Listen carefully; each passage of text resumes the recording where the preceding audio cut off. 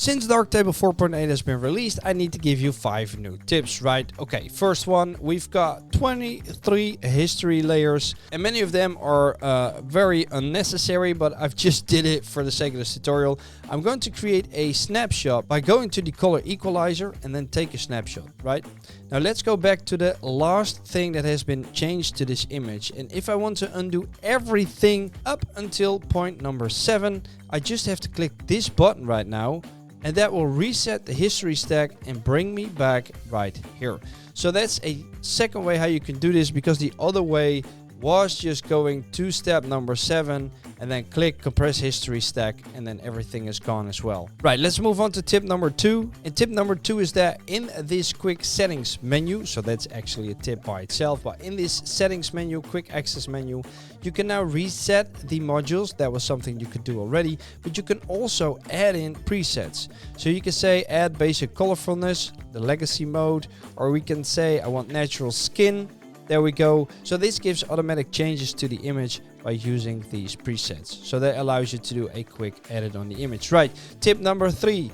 I'd say use the color equalizer module, which is in the quick access menu as well, rather than the color zones module. Now, why am I saying that? Because the color zones module, right, is created for the display referred workflow. And right now we're working with the scene referred workflow because that's apparently the best way how to use Darktable. So use this rather than the other one. I'm going to create a video on this. I've already created it, but I'll upload this video before that one. So definitely be sure to subscribe so you can check out that video. Right, next tip. Want to know how your image will turn out? Use the high quality button. Now, what do I mean by using the high quality button? Sometimes I get questions from people that say, look, I've edited my photo, but it turns out completely different. It's got an orange cast or it's got a purple cast or whatever. If you want to know how your image is going to look after exporting, all you have to click is this button, the toggle high quality processing. There's usually not a lot of difference between the version that you'll see right now and then the version you have previously, but sometimes it gets rid of artifacts.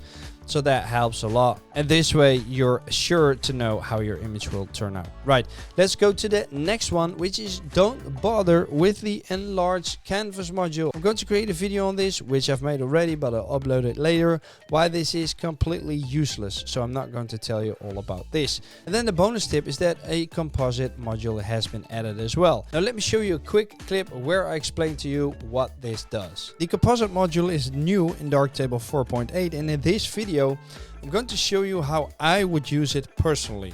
So let's go over here and search for composite. And please keep in mind that there's no documentation on this module whatsoever. So I'm just going by my hunch, right? But the composite module allows you to grab an image from your film strip and then drag it into this box. And then what it will do is that it's going to create an overlay, right? So it's placing this image over this image. And how you can see that is by changing the opacity of the image. And if you're not sure if it was added, you can change the scale as well, right? So here we see it, and you might wonder, why is this useful, right? Because so I'm editing this. Before I forget, I didn't mention the alignment, so you can place it left, right, bottom right, and bottom left. And you can change the offset, which will make it go to the left or to the right. It's not much, but I wanted to add it in. Okay, let's go back to the video. Personally, I think that Darktable isn't a GIMP, so we're not working here with layers that you can put over it and then erase something out. But what I find this useful for is to add in some contrast or to make an image pop a little bit more. And what I mean by that is that you can go over here to the uniformity menu and then you can change the blend mode. So right now it's on normal, but let's say we use multiply. That already looks different from what it was, but now it's way too dark. And you can also change the opacity of the mask, right? And then if we look at the before and an after, we see that this image now has a lot more contrast. Yes, it's darker, but it looks sharper to me one way or the other, right? So that's one way how I would use this module. So I would go up here, grab a photo that's exactly the same, so that's very important, and then change the blend mode, right?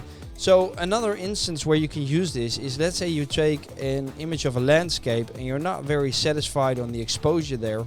You take another one with the exposure more to the left or maybe one more to the right, and then you put it over the image And then you can work with the opacity to make that image stand out better. Now, one thing you could do as well, if you think this is too dark, is change the fulcrum, right? Because we see the image is underexposed, but if we drag this to the right, we see it increasing up here, and we can see it in the image as well. And now if we look at the before and after, that looks a lot better.